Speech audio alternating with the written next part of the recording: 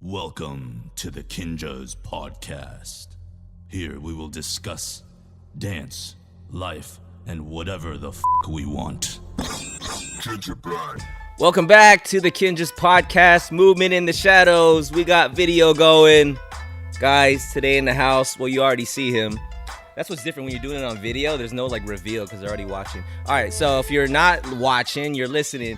Guys, we got Eastwood in the house. What Eastwood. up? Welcome. World renowned dancer, choreographer, teacher.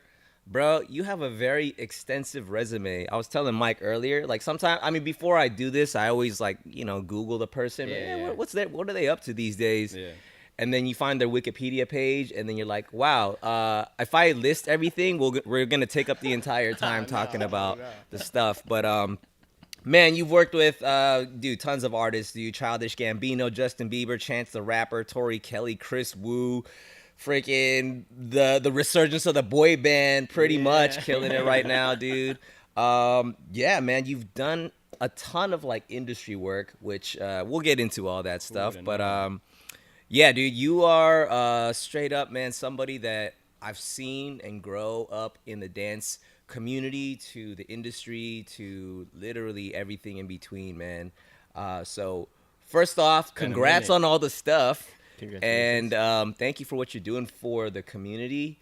And thanks for hopping in the pod, man. Oh, dude, it's my pleasure, man. I remember, this is just cool because I remember the first time taking class from you, going back all the way to Project Element with Dance to Excess. That's all those words I just said are things that so many people in the dance world right now probably wouldn't even understand. I'll link to it in the show notes. Yeah, that was a whole thing, and I got to learn from you. With Jabba when you guys came out, and I remember you taught to a Method Man song, and it was literally I remember at that time for years, it was the hardest combo that I would go back and practice all the ISOs to, because I was like, I've never done a choreo this hard in my whole life. Wow. Yeah, that's crazy. Well, you mentioned okay, first of all, I remember that class, and because I think about the first dance classes that I've ever taken, and you remember those. You remember the song. You remember the moves from the combo. Facts. So for the fact that that's something that you remember, one, I'm humbled by that. And two, I just remember you being that kid in class that's just roasty. You know what I mean? I'm like, who is this kid? And yeah, you just took all of our classes. That's when G was still around, man.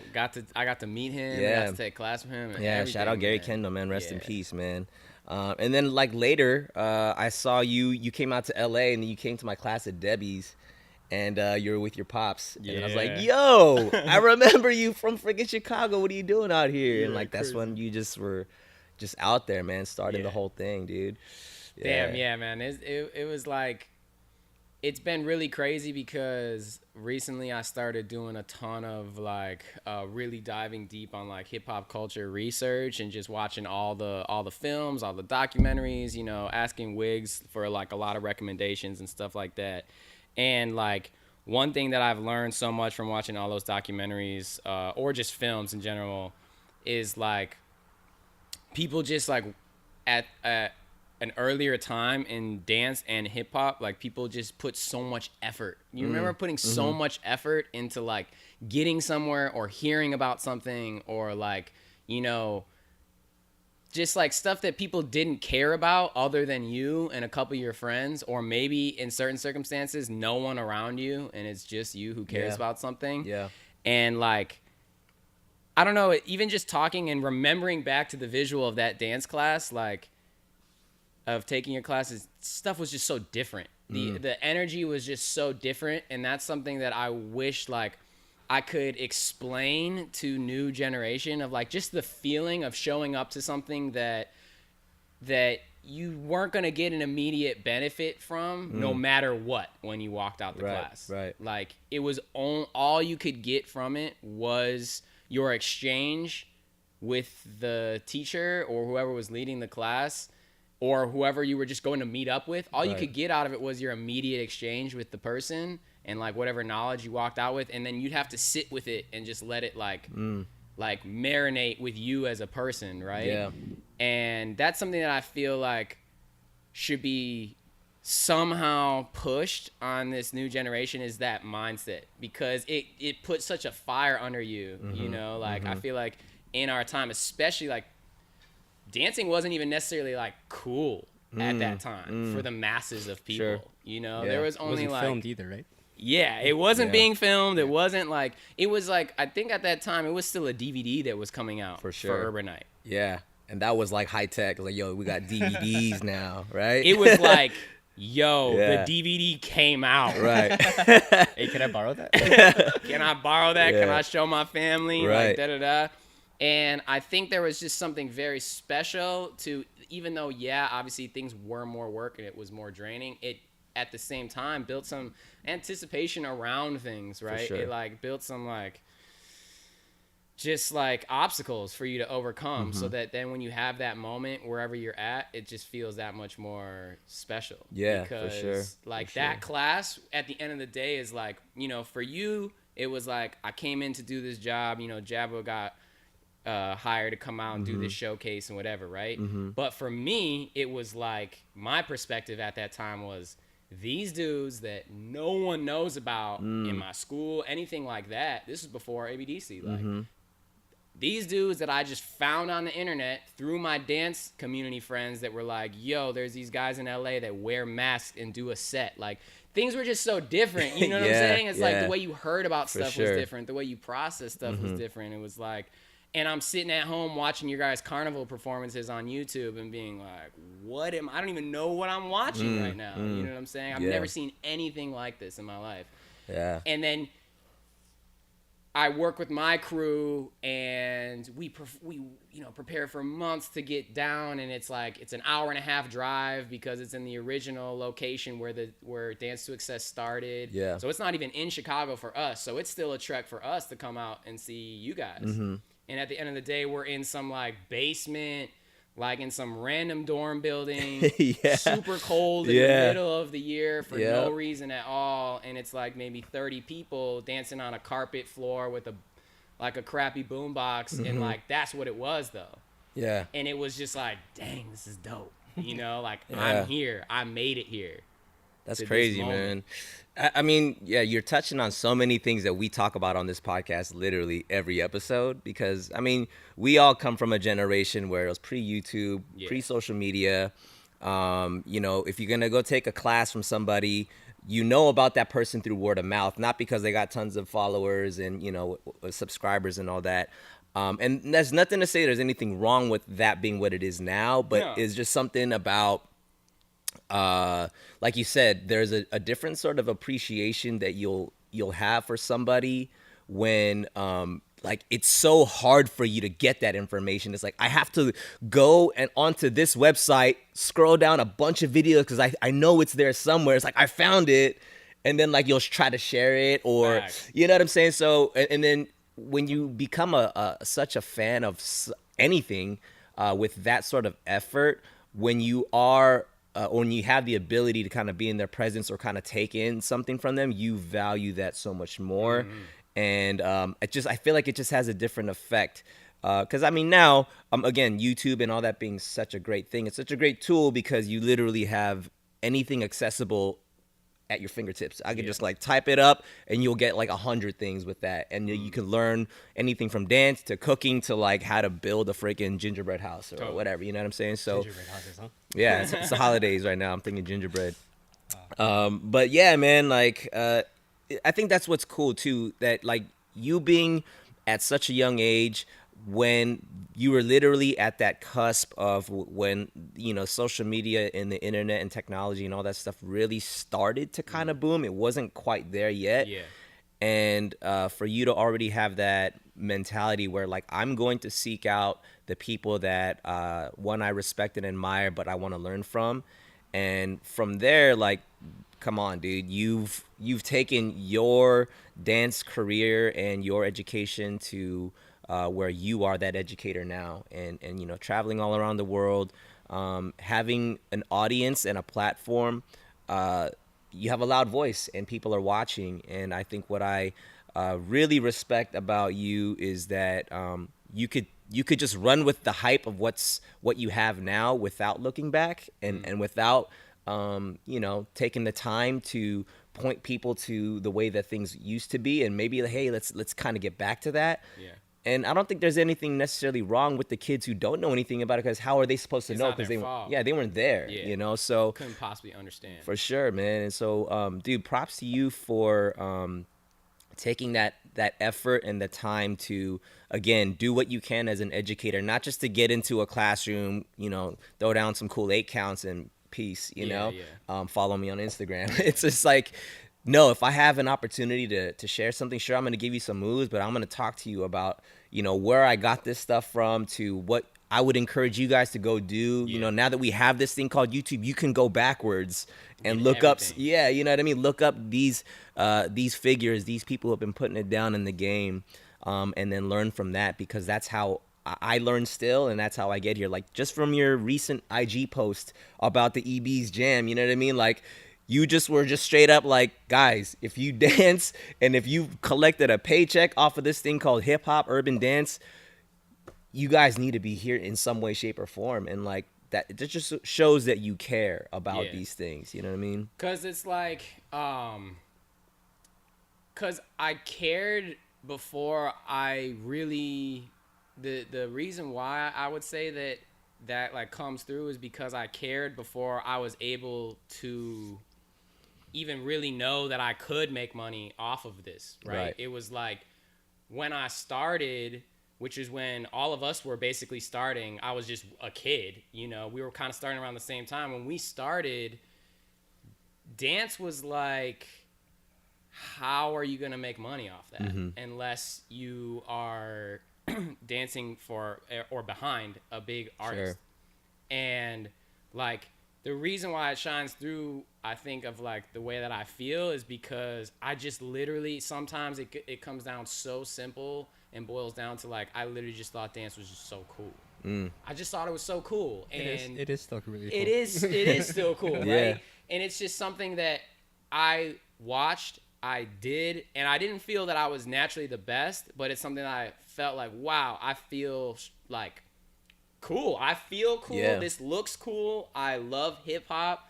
Like, these are all things that are exciting to me, and they were exciting to me when I was by myself and we just got the internet. When I was 12, we got the internet when I was 12. I was the last person that I knew in my town, because it's like middle class to like wealthy people in my neighborhood, and everybody I knew had the internet before me. My parents were like the last holdouts for cable internet, to the point where we missed dial-up. It was already like, oh, so you went straight to cable? That's how late my parents were to getting internet, because they were just like, my dad had internet every day at work, and then like, we don't need the internet. I don't need that at home. Dang. It's just like, we don't need the internet. You missed the dial-up days. Those are some of the glory days, man. I didn't miss them. I was at my friend's crib. Oh yeah. I'd go to my friend's cribs and we'd just sit there and just hang around their computer and listen to music and burn CDs and be on AOL. And I had the culture experience. We just didn't have it at our crib. So I'm not gonna sit there at my friend's crib and watch dance videos. I remember the first time I saw a dance video was, we had literally gotten the internet that day. Dang.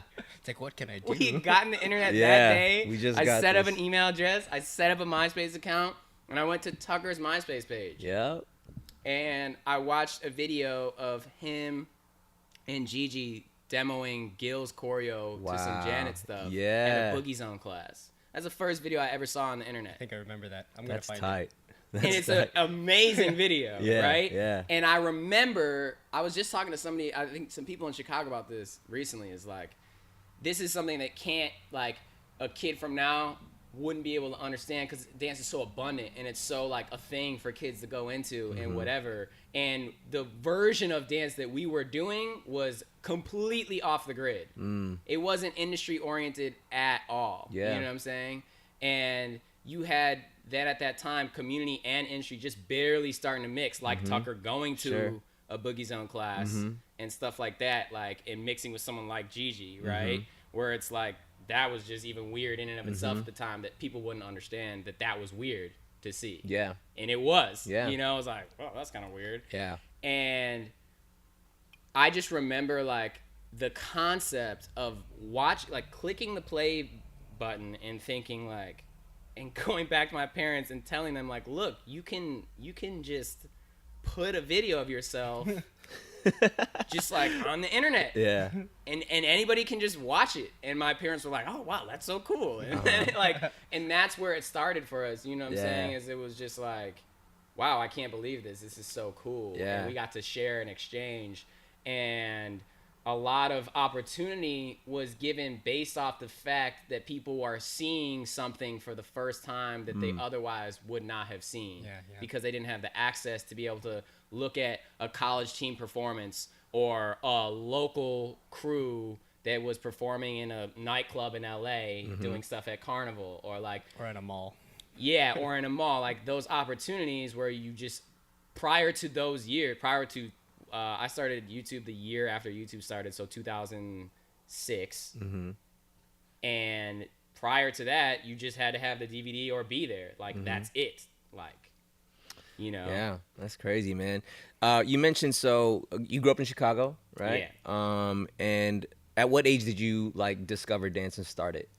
So I discovered dance because it was just kind of random because I think it started because I saw this like award show and I'm pretty sure it was like an NSYNC thing. And nice. it was more about the concept of like I didn't understand, I was 10, so I didn't really understand music like that. I was just starting to develop my taste in music. I was listening to like my dad was listening to all kinds of stuff. My dad's like a jazz musician, so he listens to everything. He listens to Earth, Wind and Fire. He was listening to Moby at the time, some Seal. He put me on the Beatles really young. Yeah. And I was just like listening to tons of stuff and love music, but then I hadn't really been fully introduced to like contemporary dance, I guess. And then I think I saw an award show. I can't exactly remember, but I do remember like with my friends that I was like having little play dates with or whatever, being like, yo, let's do this little thing together. Yeah. And no one taught me at all. Because I was the only child, I never had like an older brother or older person to like show me dance stuff. I literally just on my own started just being like, yo, this is cool, let's do this little thing. And then we'd make a little routine up and then we'd show my parents. That's tight. And then it was like, I didn't even know what I was doing, but my parents were like, oh, like he's not so bad. Like, like, well, that wasn't horrible. So maybe, we're both artists. So maybe our son, he likes art, but maybe it's other types of art that he's going to be interested in. So my parents were teaching local art classes out of our house. Got you. Okay. My parents taught art classes out of our house for 10 years. Wow, that's tight. And they had just like a nice, network in the community. So they lined me up with this local studio where they were taking dance classes, and my mom was out of partner, or somebody was out of partner, so I was like a little partner for like some, for local like couples taking classes. Is this like ballroom studio. or something? Or yeah, okay. like just old school stuff. That's dope. And Your first I was class was a like, ballroom you should try. My mom was like, you should try out a little dance class here, and I was like, all right, cool. And so my first class was with Mr. Sidney from the South Side of Chicago. He'd come up and he'd teach this little kids hip hop class, and the first week, it was like the week of Halloween. I've told this story, oh my God, many times. And it was the first week of Halloween, and he taught Thriller choreography. Okay. And I remember he came into class, he had this fake pink rainbow afro on. Hell yeah. Yeah, and he was just killing it, and he just went in. But because at that time, too, it wasn't really like, choreo was just like, it was just like steps. Steps were steps, So he taught the actual choreo from Thriller. Sure. Because it was like, why would he not teach that? like, at that what else time? am I going to teach this, Yeah, right? exactly. So I learned the actual choreo, and then in that time, I also learned about Michael because I'm 10 years old. We don't have cable. I'm not seeing music videos. I don't really know I don't even know what a music video is. Right, you know? And so I learned who Michael was because he wasn't really releasing music or nothing like that. Yeah. That was my introduction to Michael Jackson. And then my parents were like, oh, yeah, of course, if you like singing and dancing, you're going to like Michael Jackson. Right. Let's get you some Michael Jackson stuff. And they bought me all his CDs Sick. and then the DVDs for Christmas. Yeah. And then it was like, that was it. Once I saw Smooth Criminal. Oh, yeah.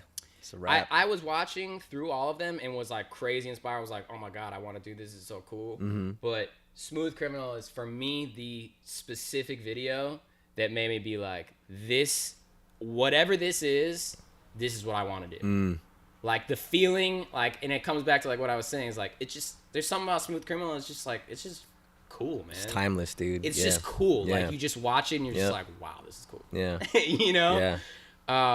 Yeah. So from there, I pretty much just started dancing like local, doing crews and stuff in Chicago. And my parents, I was at a random dance studio. My parents saw a flyer for Monsters. And then, you know, the flyer explained like Tony Testa was on the flyer as being like a young, like phenom, whatever. And my parents at the time, they were like, we don't have the money, you know, whatever. But they were like, we should really, you know, Ian's really passionate about dance. Like, I think this seems like it would be a really good program for him. So my mom scraped together the bread and like got me into Monster Hip Hop. And I remember that was the first time I was probably doing real choreo. You know what I'm saying? Like I never really, at that time though, it was still 2004 maybe, 2004. I don't know if you remember this, but at that time, people were still doing choreo and then just like changing the song. Oh, yeah. Like you said, it's steps. You can kind of interchange the movement to any song because there's like really no musicality. It was just like moves that had rhythm to them. Yeah. That was like rooted in hip hop, but was like a little bit more set and a little bit more specific, but not necessarily. Yeah. You know? For sure. And I remember like for like the first several Monsters I would go to, like choreographers coming in, fully just swapping out songs halfway through class. And the way that they would swap, like this is like, it's just so crazy because all this sounds so ancient. Like the way they would swap out was with their CD booklets. Yeah. They'd bring the whole, you know, the 4-space CD booklet to class. I had that. You know? and they travel with them, like stuff like that. I can't even like imagine because I wasn't traveling or teaching at that time. And they'd travel with these booklets or whatever. But anyway, you know, I was at Monsters. That was my first time seeing real choreo. And I was like, you know, small fish in a big pond. And I was just like so threatened. And I was like, oh, I'm horrible at dancing. And I wanted to quit.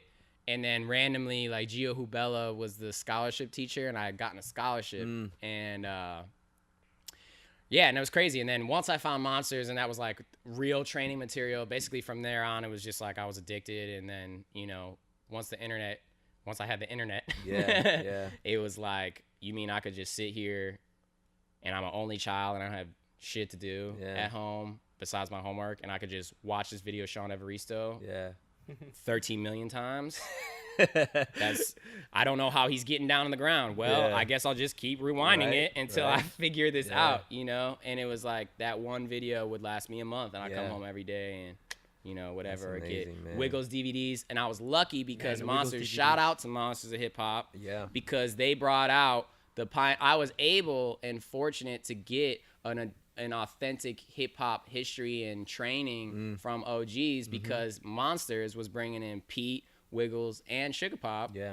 Back when, you know, Wiggles was having me do demos on stage for the other kids at like 10 or 12 or something like that. That's crazy. And taking me to the side and like doing a whole, like he would, Wiggs used to like do a quick graffiti graph sign, like quick writer sign on everybody's shit. And then I remember one time I asked him, I was like, yo, can you do one, like a bigger one on my hoodie? And he took me to the side and he did like a 15-minute piece on my hoodie. That's so sick. And like, so from a very young age, I was able to like get around like the quality stuff. And I think people just saw that I just loved it. Like that I just was more of a fan, I feel like, and just understood the essence rather than being like the most talented person. I don't think I was ever in any scene that I've been a part of the best person around. It's always been like I'm the biggest nerd that catches the smallest nuances, that appreciates the smallest nuances of my peers around me that I like really look up to. You know what I'm saying? And then I just kept being in that seat the whole way. I was like, you know, a lot of something else to keep in mind is like, I don't know if you guys remember either, but there was not little kids dancing in that time. Nope. Yeah. You know what I'm saying? Like now we can have a team like the Lab exist. Whereas like at that time, like it was like I was the young kid from my city. Yeah.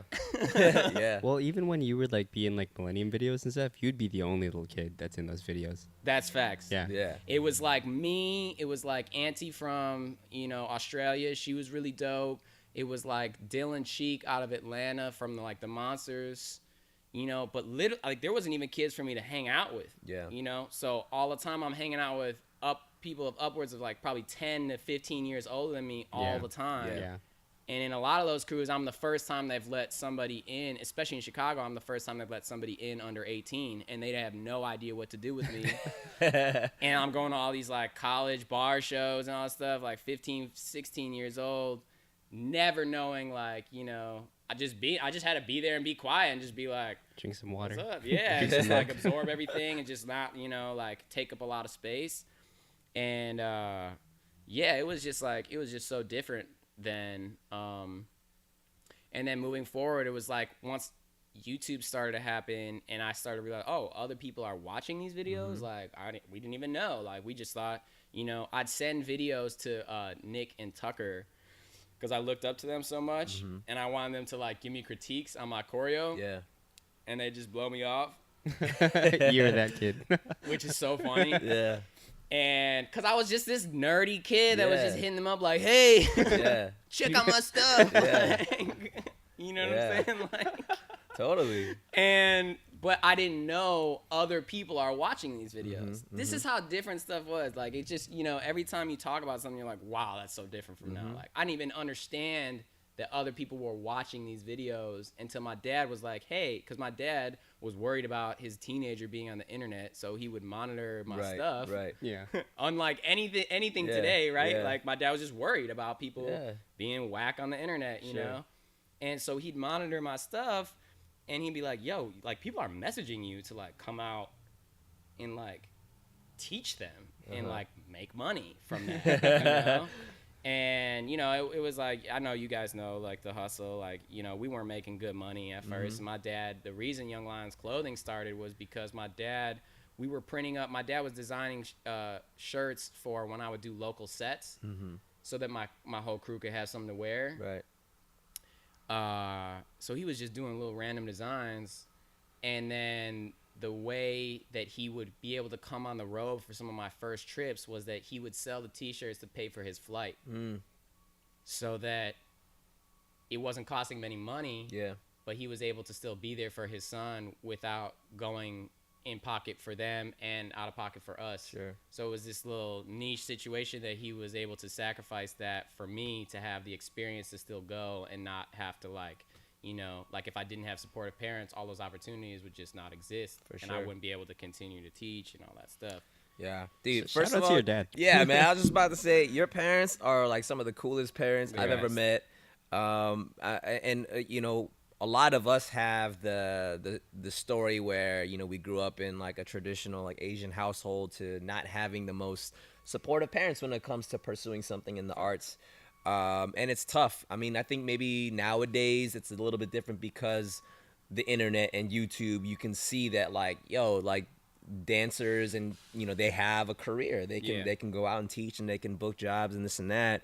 But I mean, yeah, from, you know, at that time for your parents to just kind of automatically just kind of be on your team and be like, yo, if you want to do this and you're good, like I'm going to do what I can, sell T-shirts so that I can come on the road with you. Like that's hustling right there. Yeah. You know what I mean? So, yeah, shout out to your dad for even, you know, thinking to do that. And I'm sure that kind of implanted something in your head as far as like, yo, like that's pretty smart. Yeah. Make some T-shirts, make some money off of it. That's like supplemental side income so that I can go out and teach and make more money. And you know what I'm saying? Like that's really dope. I always learned from like, because my parents had the art business in the house, right? Yeah. And then it was like, then once I was traveling and teaching, they started sacrificing so that what we could do was, there wasn't enough dance education that time in Chicago coming in that was at a higher level. It was mostly crews and street dance.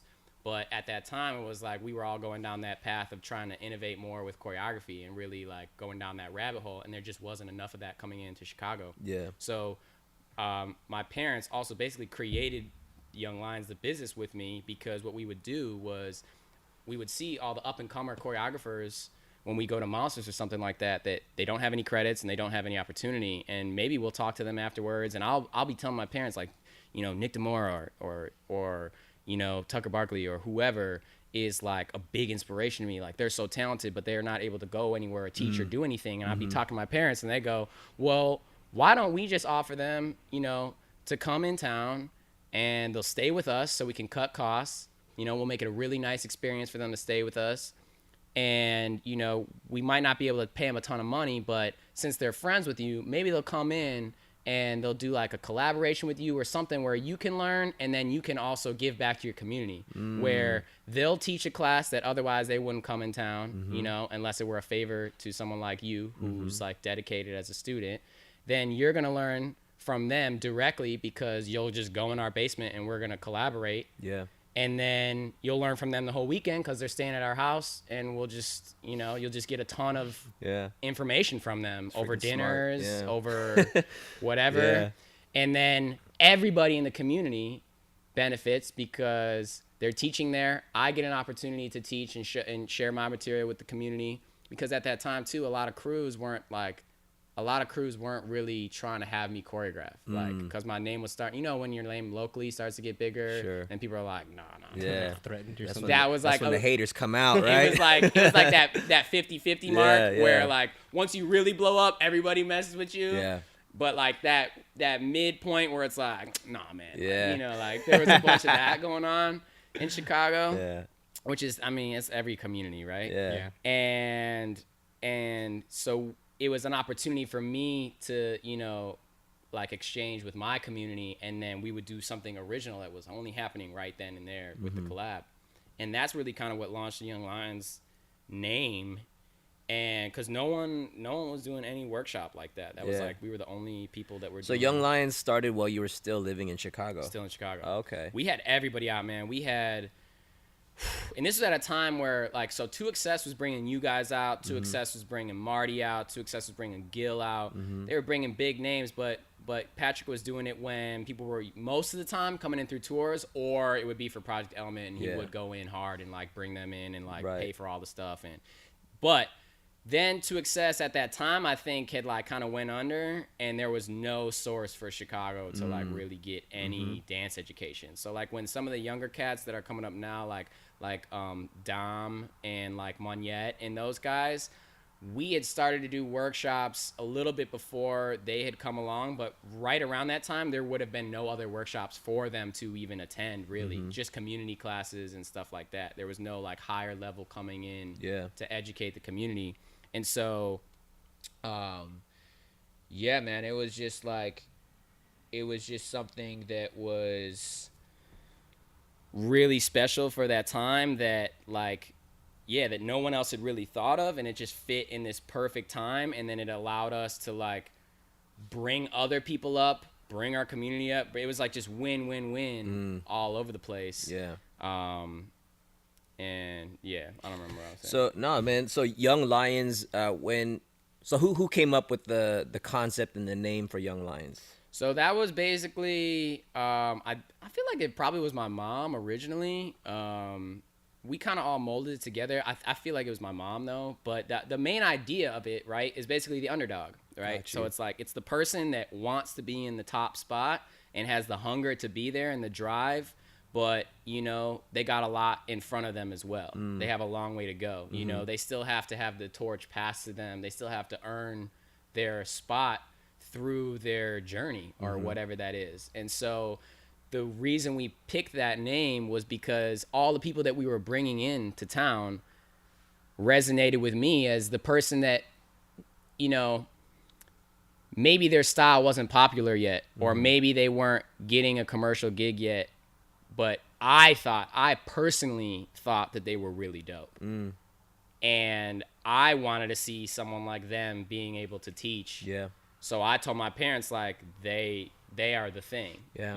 They're the way this is going to go moving forward. Because like I said, I was just a nerd. Yeah. So I was just like, this person's the person. Right. This person's the person we got to bring in. This person is all about, like, because when you're a teenager too, it's all about getting on stuff before it blows up. Yeah, for sure.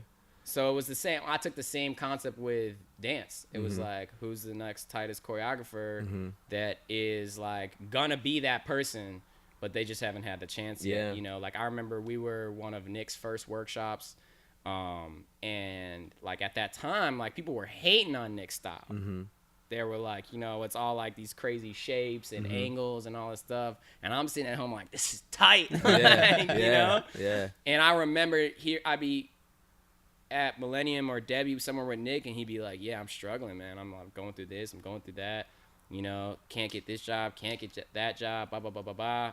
And those conversations, basically, because my parents were around and just hustlers, just had that mindset made me be like, you know, all of us kind of be like, well, why don't we just do this? Why don't we just do that? Yeah. Why don't we just do this? And then it just started like, because the internet was there to support new entrepreneurial ideas with minimal overhead, we just came in right at that perfect time, you know, so that, you know, everybody could eat. That's dope, man. I think something that we love talking about, especially like on this show, you know, I mean, sure, our trade is dance. You know, we you know, would say that that's kind of what we do as like our main sort of you know, platform, right? But then dance opens up doors, right? If you do it well, and you already have this mentality where there's always a bigger picture than what's in front of you, right? And I mean, even from like what you're talking about to having parents that kind of instilled within you sort of an entrepreneurial sort of mentality, the way to approach things. Not to say that everything has to be business, but like you're gonna find creative ways to keep the thing that you love to do and keep it going, right? Exactly. And a lot of times that involves, it involves money. So it involves like, how do I make more of it so I can sustain this thing? And for you at such a young age to think like, yo, there are these up and coming kids that just don't have the platform yet. They haven't had the opportunity to shine. I want to get these guys on my squad so that, you know, I can help them. We could teach each other so we can kind of roll together, right? So at what point for yourself, so a Young Lions is kind of starting out, you're starting to kind of bubble up and you're kind of getting this, you know, sort of like, yo, there's a bigger picture. Was LA the thing that like, okay, that's the next step. I need to go out to LA to kind of do the thing even further? So the timeline got kind of murky, right? Because it was like, this is what's different about my path than I feel like so many of the people that have made, like after that original generation of people that were like traveling and touring, that a lot of people, it's harder for them to understand is like, it's like my original and only dream for the first 5 years of dancing was to move to LA. I was trying to move to LA even as a teenager because I wanted to do it so bad in LA and just like be a dancer. But I really wanted to be a choreographer. I never was ever trying to just be a dancer, because with having two artist parents, I was like, the way my brain processed it was like being around people that create, like our house looks like an art museum. So being around people that create, it was like, to me, essential that you create your own art, right? Yeah. And so just dancing for me at the time didn't make any sense, because I was like, I want to express myself, but I'll grab all the knowledge, you know? So my original and only goal was to move to LA and become a choreographer. I basically, if you could have carbon copied Marty, like, I want to be Marty. That was it. Yeah. That was it. I did the socks. I did everything. Sure. And then I feel like we all did that. Yeah. all of us, right? Marty definitely hit the culture hard. That's dude. what I'm saying. He Yeah. hit it hard. Yeah. And it was like, oh, you could be like a dude and Yeah. like dress cool and like do choreography, and it's like still kind of hip hop, and it's like all this stuff, and it's like, whoa, like what? Yes, that's what I want to do, you know? And that was really my only goal. And then YouTube and that stuff came, which was like more of like a blessing in disguise. It was more like the way I was still looking at YouTube and teaching and all that stuff still at that time until maybe 18 or 19 was, this is a way that I can make money so that I can pay for traveling to LA and afford classes, so that I can afford my dance education, so that I don't have to put that burden on my parents anymore, because it's been tough to, you know, rob Peter to pay Paul to get my dance training done. So to me, teaching was literally just outside of Young Lions, because we would mostly scratch on Young Lions events. It would just be for the knowledge and the experience and all that stuff. But as far as like traveling to teach, because I had started to do that a lot heavier between 16 and 18. Okay. By the time I was in senior in high school, I had like missed like triple the amount of legal days or something because I was traveling teaching. Like I missed my prom because I was in Russia teaching. Dang. And I just like I remember graduation day that one of my friends like walked up to me and was like, "Oh, I thought you moved to LA like half a year ago." Like people didn't even like what are you doing I here? was gone. Yeah, My foot was out the door. Yeah. Like, I was out of Chicago. Yeah. And it was confusing though because I had so much success at that point in those 2 years traveling and teaching and being like, whoa, I never for sure expected people to see my choreography and be like, we respect you, we love you, we want to like think you're your own artist. Like I didn't think of that at all until it was already happening. It was more of just an expression because I started to get excited about film and started to do like, you know, different types of visuals and like, you know, I was one of those first people to be doing like concept videos or whatever. Yeah. Oh my God, I can't even say that. I can't even say concept videos. Yeah. Those are gold, man. Like I was on the edge of that because I was really interested in film, and I'd already negotiated with my parents that they would let me to go to LA if I was like doing film school in addition, because my parents were like, "You're going to school." Yeah, you know? yeah. And I was like, "Well, I'll do something that I can do in tandem with dance. I'll go Love to film it. school." So Yeah. that was the plan. And it was like, gonna go to LA, become a choreographer, go to film school, just build my life nice and slow. You know, those are my goals. But then what happened was... Then what had happened was... Yeah. What happened was... Yeah. Let's go. Dance fucking blew up online. Like, Yeah. it was just like, it was a thing. And it was like, you know, it's traveling overseas started. Like, I did one by myself. And then, like, Lyle canceled somewhere. I turned 18 in Australia with Sean. I had my first alcoholic drink with Sean. Hey. It was a really wussy drink. Hey, it's all good, and it man. burned my stomach, and it was great. And we were in Australia together, and then like Nick canceled somewhere, and I started to get a couple gigs by just like someone canceling. Mm-hmm. And then it was like, oh, I'm making bread. Like, this is tight. And then by the time I had started to go to film school, it was like I had traveled the whole summer. That's my first summer I did a full camp summer, 18 years old. And I'd left a week after I graduated and was already paying for my apartment in LA. Amazing. Before I had graduated. So I was just like, peace, I'm out, right? Yeah. And then I hit that summer tour. And I did like 7 countries and then 9 camps. So some of the countries I hit 2 times. I taught like 54 classes in like less than 2 months. And I was just like body dead after, right? Came back, started to go to school, did my first job. And my first job was so bad.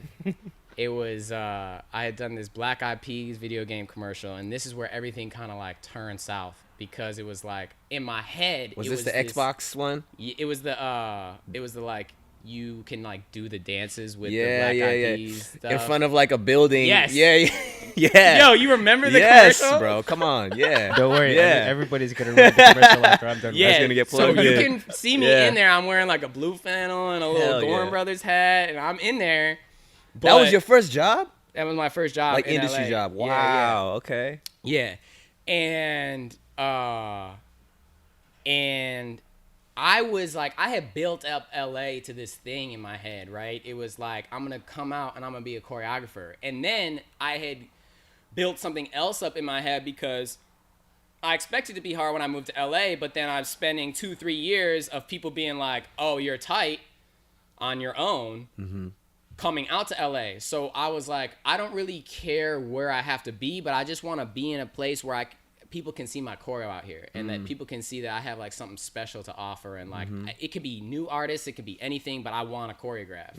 And that whole thing by like my agents was very much like, you're going to have to pay your dues. That sounds great. But, you know, and it was a lot of like, it was a lot of like, you know, not like, really not in a like ugly way trying to like kill my dreams, but just like a typical kind of like LA like not gonna happen type of thing. Yeah, just be real to yourself kind of thing. Yeah, and I was just like, I couldn't understand that. because the artist in me and the passion, but everything my parents had taught me and all that was like, I don't get it though. If I have the talent and skill to be able to accomplish, I'm not saying I'm gonna do some tour, but I'm saying that if I could do a music video or something with a cool artist where it was showcasing my work, I think my work still speaks for itself. Yeah.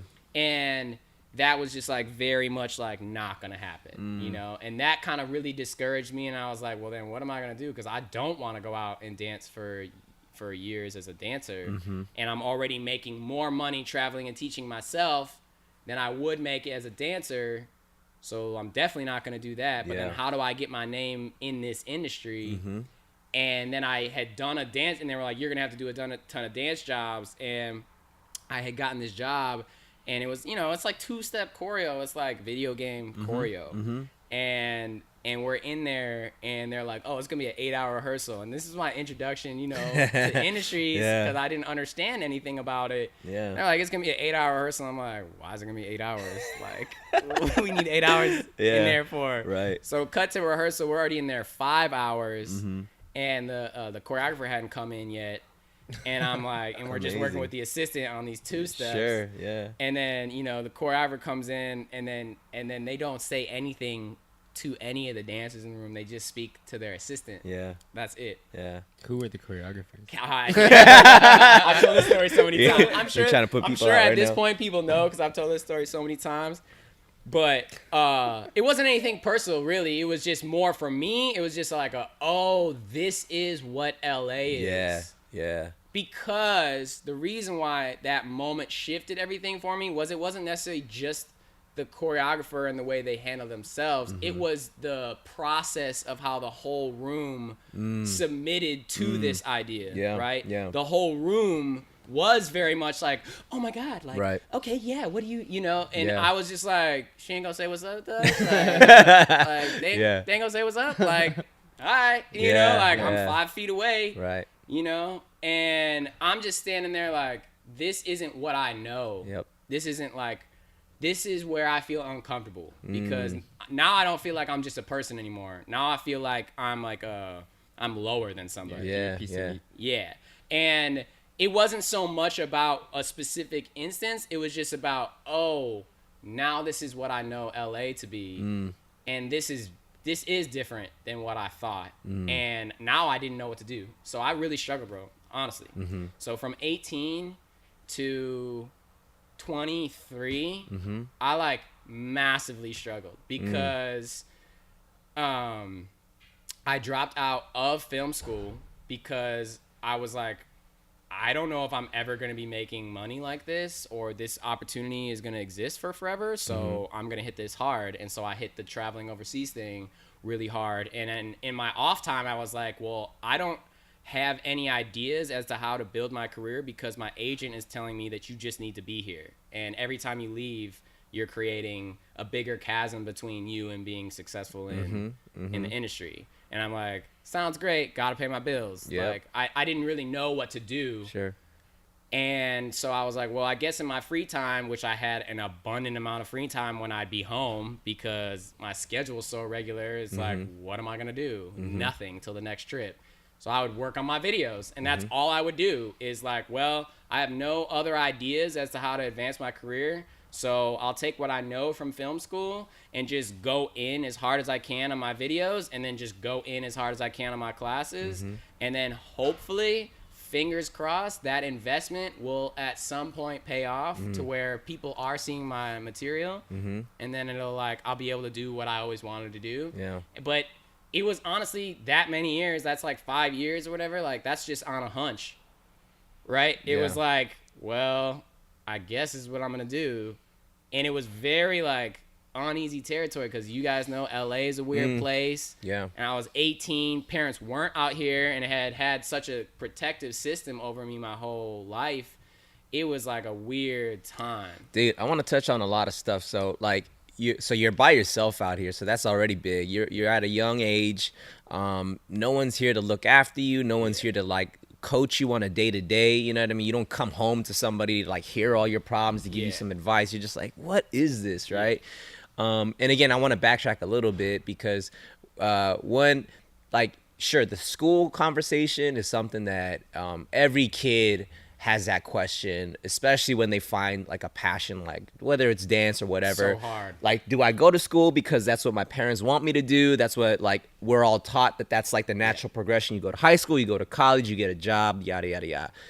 We all know that that doesn't always pan out the way that we plan. Okay. So for, your parents for you to be able to cut a deal with your parents, like, all right, I'll go to film school because I feel like, one, that's still school. Two, if this whole dance thing doesn't pan out, maybe I'll get a job working in film somehow, way, shape, or form. For your parents to even kind of be cool with that, to be like, all right, as long as you're going to some kind of schooling. That relief was huge. Yeah. And so you being able to kind of negotiate that with your parents, props to you for that. Props to your parents for being down for that. And then, you getting out here. And then once you're out here, you're obviously going to just go with whatever is given to you when you get here. Like, yo, like the dancing's actually taking off. Like, let me focus on this while it's hot in here. Right. And then if and when things cool down here, then I can resort back to the schooling thing, because 100%. the school thing will always be there. 100%. But what I love about what you did, because school wasn't just this, like, let me just say that I'm doing this so I can get them off my back. Because you actually learned some stuff there where you're like, how can I fuse the stuff that I'm learning at this film school? And I love dance. That's what I really want to do. How can I put those two things together so that there's a perfect marriage? And again, you say concept videos and you cringe like it's so weird to even say that. But I'll tell you, before that time, between like the 2004 to like 7, 8, like that was when like I'm over here doing Jabberwockies and stuff like that, and I'm kind of privy to like YouTube, and I wasn't super on it. Yeah. But the things that caught my eye were these dance concept videos. I'm like, wait a second, this is not just choreography in a studio. This is like out on location. There's a story. There's like some cool angles. Like I'm thinking like, yo, what is this? This is tight. Yeah. But it was guys like you who were doing it at that time. And what I would say, man, is that it's always the people who do the thing that no one else is doing, because one, they love it first. Yeah. And two, they're taking a chance to just create something new. They're like, I don't know if people even dig this stuff. I dig it. Yeah. Hopefully it goes somewhere, And so for you to say from 18 to 23 was like this sort of a struggle period. I mean, from where I sit, dude, like that's like that was a period where your charcoal was about to turn into a diamond, right? Like you were just taking that pressure and just be like, dang, it just right now it's just tough. Yeah. And then you stuck it out where now like you kind of were a big part of creating this culture that wasn't really there. I mean, something that you took from the foundations of the people that were before you that taught you stuff, but then you like having your own individual sort of like, I don't want to just dance. I mean, dancing's great, but I want to choreograph. I want to create. I want to get my stuff out there. And you had your ambition. Man, that ambition itself is not something that everybody has. I mean, there's so many talented people and artists out there that don't have that grit to be like, you know what? I don't care how many times I fail or how many no's that I get. Yeah. I'm going to keep going. You know what I mean? That's facts. Yeah. So, I mean, like the fact that you were able to stick through it. And how old are you now? 25. 25. Yeah. Oh, shoot. So 23 was 2 years ago. So you just kind of got out of your weird funk. Yeah. Well, I will say too, though, man. So in the past 2 years, let's just talk about that. Bro, you've done a lot. Like I would say you've cracked the industry in so many major ways. I don't even want to say dance industry because I personally know a lot of people that don't dance at all that follow you and that follow your work. And I was like, yeah, that's Ian. That's my boy. Like, Damn. He's doing it, And again, dude, it's not something that anybody can. Well, let me take that back. Anybody can do it. It takes a certain type of person to do it, though. You know what I'm saying? And I think you are that kind of a person who embodies not only the attention to detail, to the work ethic, to the ambition, to the intellect to be like, I need to do this smart. And I feel like, bro, just even talking to you, bro, like you have this sort of, you're just a homegrown kid. You're taking everything that you were. You talk about how you were like this nerdy kid that because you loved things so much that you geeked out on it, that you just obsessed. But I'm like, what amazing artist in the world isn't that way. You know what I'm saying? Like fact. We're the biggest everybody, nerds. exactly. And then, you know, once you become successful in the world's eyes of whatever that means, now you're like, oh my gosh, you're so cool. It's like, but I'm just the biggest nerd. Yeah, you know yeah, what I mean? totally, Like, totally, bro. so yeah, Totally. man. Well, I want to touch on like, so okay, so you get here, you're in LA, so you're booking jobs, you're still teaching, so you're Yeah. kind of making your living that way. And then there was like the boom of like dance on media, like, you know, mass media, like Yeah. things like ABDC came Yep. out. You hopped on that show Yep. with Most Wanted, and then later years, you know, World of Dance, right? So from, you know, I'd love to hear about a little bit, you know, as much as you want about the whole Most Wanted experience, Yeah. and then the gap between that and say like Young Lions on World of Dance. Dude, that was like that literally exactly fits that time period where it was so successful, but I couldn't grasp what it meant. You know what I'm saying? It was like, so we went on America's Best Dance Crew, and that was like right when it had started to like get cracking again, you know? And that was a crazy experience, dude. Like when we were on that show, I was even just talking to my dad, because that's where social media changed for me as well. Social media was at that time something that was just I just thought it was cool. It was just something you just used every day, put Yeah. up whatever, put Yeah. this up, put that up.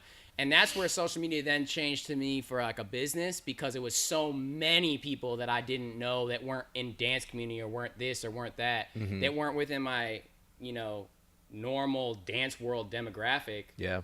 that it then became the idea of presenting myself, my crew, everybody as their own artists, because I realized at that time how big of an impact a dance crew could have, that I knew from Jabba, but it was different in our sense because we weren't giving just one idea. We were technically giving an all-star crew, which is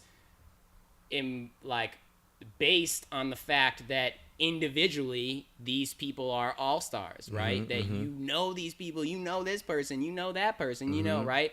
So to have based a crew on TV around that idea, it gave us all personally so much more weight when we went to go do anything else outside of the show. Yeah. And then me and Brian, because we were living together in particular, really ran with that. And because we were traveling everywhere together, we were getting all the same gigs together. So we ran hard with that. And then what the next step was that, so when I dropped out of film school, what I had decided in my head was I'm going to go hard on my videos, and then like hopefully I'll get my film training through working with great directors. And because I was like a little bit embarrassed of dropping out, and then like was so taken in by like the traveling and teaching, I had also kind of like not invested as much for the first year or some change in film after I had dropped out. But then did ABDC, saw the potential of like what we could accomplish if we put out our own material and presented ourselves as the artist. And then I had randomly gone back home, and a couple of my crew members were getting into filming wedding videos, and they were getting really like good and like cutting together some cool stuff, and they offered, like, we'll do a video for you when you come around. And so I did it with them, and it was Commonless. They were like one of the first groups that were doing videos. And what people actually don't know is that at that time, me and Brian, for 2 years, they lived in Chicago. So for 2 years, me and Brian were flying them out of our pocket to come stay with us and pay for the videos and them on top of all that. That's what's up. So back when no one was spending any money on any videos, me and Brian would be putting together, like $1,000, $2,000 video sometimes. Yeah. Sometimes maybe even more than that. Just for free, really. And sometimes we didn't even know if it'd be blocked or whatever. Or Like, deleted. we didn't even know. Yeah. So we were really taking pretty big investment gambles, but it was like at that time we had no other way. There was literally no other way. It wasn't like we could, I had the idea of doing dance mixtape, all that stuff, but it was like, how is anybody going to actually care about this? Yeah. You know? Yeah. So basically, we went hard on the videos. You know, the format became longer. I became just, you know, not satisfied with the limit of like just doing one video, you know? So then I started trying to wrap my head around an entire project, like what I did with Adolescents in 2015. That took an entire year to shoot. That was my first time working with Gerald, actually. Hey. And we started from Gerald? scratch on that project as the first thing that I did with him. And so that's where I kicked really high gear back into film. And the reason why was because I had started to get a little bit more into it again between like 2012, 2013. And I was working with Kamalis a lot and starting to feel the benefit of putting that much more effort and just noticing that people cared that much more. It wasn't like I was all of a sudden doing stuff. It was just that people cared again, you know, in a way that was like different from how it had been from just class videos. You know, it felt like it had a heavier impact because it was more deliberate and it was more delivered as an artistic idea than just like, here's what I made today. Right. And what I was hoping for had basically in a very slow process begun to work at that time, because I'd say, I think 2013 is either 2012 or 2013, Zendaya went to go do her first music video and she wanted me to choreograph it, and I didn't even know until the video had come out, and then Colin Tilley was the director, who was huge music video director, right? And that was my first big music video, choreographing something. And I found out later on that the way I got it was Zendaya was doing some like Disney interview that was like running on the channels, and she was saying in the interview like, yeah, me and my friends were big fans of Ian for years. Wow. That's and I had decided when I first started making music or whatever, that whenever I did my first music video, I was gonna have Ian choreograph. Wow. That's crazy. So That's tight. That right there, that one single moment for like the 2 or 3 years or 4 years that I've been doubting myself in LA and like LA industry, that moment gave me all the validation to move forward with my approach of that. Like, if I just put out quality work that I think is represents me, then the right and correct opportunities will come along, and I won't have to force and cram myself into opportunities that are like not really what I want to do, but I'm trying to appease someone and show them that I can really do it, or whatever it might be, but it's not my flavor. It gave me the ability to see that legit people will just see your work that really know what they're doing. If you have something really special, they'll see it and they'll just invest in it. The same way that I invest in those types of people. Those types of people will see me from a different job, maybe a producer or a director or whoever, and they'll go, this dude has something special, I'm gonna hire him. Doesn't matter how many views he has. The same way I think that way too. Yeah. And getting that door open for me was the biggest thing, because then I started realizing like my word and like my attempt to connect to people and support people that are on the come up goes so far. So then right around that time was when I was starting to get back into film, because I was getting around good directors. It was kind of like a groundswell of like the perfect opportunity and timing of things. I've never really thought about it like this, but it now that I think about it, it is like this. I was getting inspired by great directors, getting opportunity to get some industry things, spending a lot of time just watching film, studying film. And then when it came time, I realized, well, all I ever do when I was a kid was like pump up things that aren't hyped yet and support things from the ground up. Doesn't matter if it's a dancer or somebody like that I take under my wing. Doesn't matter if it's a choreographer that I just go take their class because I think they're special, or an artist that I'm burning their mixtapes and selling them at school because I think they're tight, or whatever it might be. I've always been on the like, you know, the way of hip hop was like finding the underground stuff and being like, this is what's cool, and trying to like spin it and make people think it's cool, you know, just based off of your opinion on it. And so all of that kind of accumulated to me realizing like, all my videos are getting blocked for all these big artists that I'm doing. And I don't even necessarily prefer this music over the underground music I listen to just as much as maybe this Drake record or whatever record. Like, I got a bunch of people coming out of Chicago. I was going back home a lot, seeing my friends. They're like, yo, this dude Chance is coming out. Yo, this dude Vic's coming out. I then go start hanging out with more Chicago cats, and I come to find out my next door neighbor for my whole life is managing Vic Mensa. And it's like, oh, and then I start going home to Chicago a lot, just getting back in the community there. And there's this whole renaissance of creativity and just young people making stuff in Chicago. And kind of like just came in on the right time of that, would support young and upcoming artists. Before you know it, I'm like, almost every job I'm getting is a direct message from that artist being like, yo, like your stuff, like, you know, I saw your friends with so-and-so. Oh, I saw you in the studio with so-and-so. Just becoming more integrated into the things that I really liked about just the world. Like, I was like, at a certain point, I was like, I'm dancing all this. I'm traveling. I'm doing all this stuff.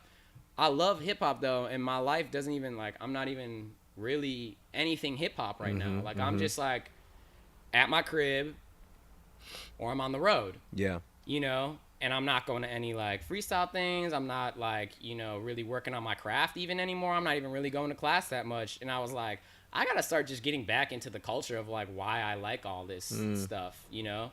So I'd go into studio sessions with rappers that were on the come up, or I'd, like, link up with, you know, producers, or I'd ask them to send me beats, or, like, just outside the box stuff that other dancers that I knew weren't doing, you know?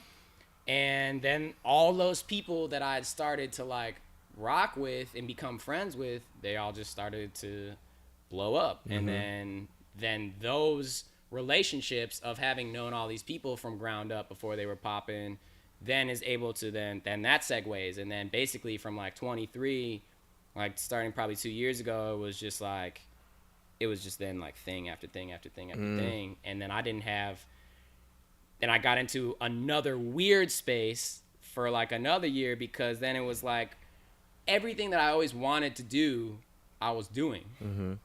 But it was just like, but I'm just, like, here, and it doesn't feel any more special than when I wanted to get here. Because then you kind of start to realize, like, oh, the destination stuff is just, like, you know, it's really just the journey, right? Yeah. So 2 years ago is when I started to really get back into, you know, the fundamentals and, you know, trying to train as a freestyler and all that stuff, because again, I started to, like, reestablish and realize, okay, I've done 2 years now doing a bunch of commercial stuff. I've built my name up here. I've been in the industry, but now what? Now I'm just spinning my wheels again. You know, it's like anything that I would want to do, like, a lot of times my work is just representative of itself enough to get me that or something close to it, or there's not a lot of, like, specific things that at this point that I'm, like, looking at, like, I want to do this. I feel fulfilled, I feel fortunate, I feel lucky, I feel like I'm eating, you know, I don't need more in a selfish way. You know, it's like, so I was like, what is something that really, like, I care about? And just it all started being at the Fair Play battle 3 years ago, and seeing Kenzo win, and just feeling the energy off the side of the stage, and, like, knowing Kenzo really well, and seeing how, like, he had won this battle just off of guts, you know, just off of pure guts, and he hadn't been training for it, nothing, re-sparked my desire to attach to, like, the full culture. You know, I felt so far down the rabbit hole of being a creator and being an artist and being, you know, I had unknowingly put so much pressure on, like, everything that I could do, that I felt like I couldn't move around. And getting back in the freestyle world made me feel like, oh, this is, like, I'm a student again. Like, I'm standing in this circle. I remember I threw my first session, so that became a big focus. Last year was throwing all my sessions and like all my jams, and that was, like, my new drug in addiction. And I remember being at my first one that I threw, and I hadn't been really that connected to the LA freestyle community at the time, and all these people just show up. I didn't really have to, like, get the word out there that hardcore. Like, Hans really had that locked down. and all these like high level heads came through, and my crib is packed. There's like 30 people there on that tight. day's notice, and we got a whole DJ set up. And I was like looking at the people going in the circle, and I'm like, these people live here? Like, these people are this amazing, and they're just right around the corner. I could be doing this anytime. I'm sitting here mad, frustrated, like, oh, dance is like blah, blah, you know, whatever I'm thinking or feeling. And I'm like, dance is dope as hell. It's right here, right? You know? And I'm thinking, like, I'm watching a couple people go. I'm getting real inspired. Then I start thinking, whoo, I think I got to get my level up, bro. I'm about to get roasted in my own crib. Like, you know, like, then that moment was like, wait, I wanted this moment. I've been waiting for this moment, you know, to just get around that energy where it's just like, I just feel like a student again. Like, I just feel like a fly on the wall in something that's happening that's bigger than me, you know? And then just reinventing into that culture and lifestyle has been like the most personal thing that I've tried to approach in the last like year. You know what I'm saying? That's amazing, man. Yo, dude, I feel like, again, I love these conversations. These are my favorite, bro, because like I haven't looked down at this thing once because I'm just going off the flow, man. It's It's freaking really good, man. A lot of good conversation. Yeah, so I guess, so we have this thing called Golden Rule, right? I think, I mean, everybody, you know, it's like they have their life mantra. I live by this. For yourself, though, if you were to have a life mantra, a golden rule, what would that be? I'm going to go with something that my mom always stressed to me, and it sounds kind of convoluted at first, but it's actually really simple, and it keeps you like really happy. Is that like, if you're ever to collect really any money off of something that you're really passionate about and you love, like at that point in your life, you can't really ask for much more than that, right? Because whatever you've done to put you in that position to just buy really anything, it doesn't have to be that you're living off of it, but if you're able to like to gain from something that you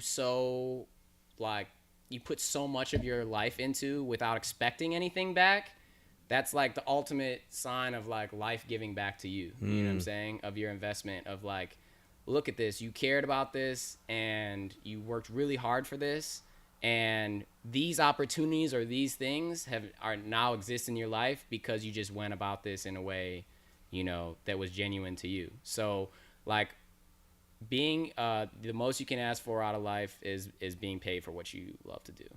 Amazing. And that sticks in me all the time because it's what keeps me humble and desiring to like give to people, is because like when I look at myself, I feel so lucky, fortunate, and privileged to have been able to say that I've been able to do that before I even needed to live, like to pay for things or anything. I was able to make money off of dance before I was even an adult.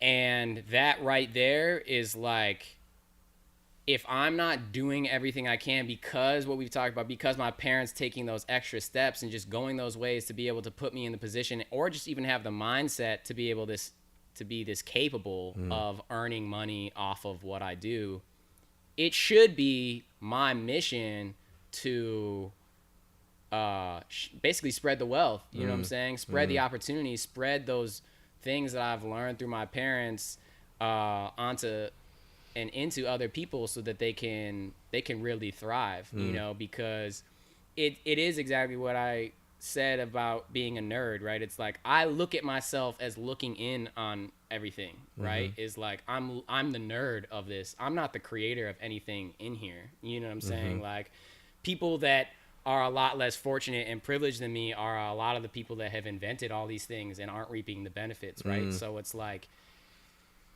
whatever I can do to create those opportunities and create those benefits for people that are like genuinely out here from scratch, from nothing, making something and giving an opportunity to those people, it's like, that's all I can ask for in the end, because I'm the nerd. I'm the one who wants to see those people like just thriving, you know, so I can continue to be inspired, because you know, if I'm not surrounded by something that inspires me, say I know you guys feel the same. If you're not surrounded by somebody that inspires you, then it's like you begin to feel hopeless for no reason. Mm-hmm.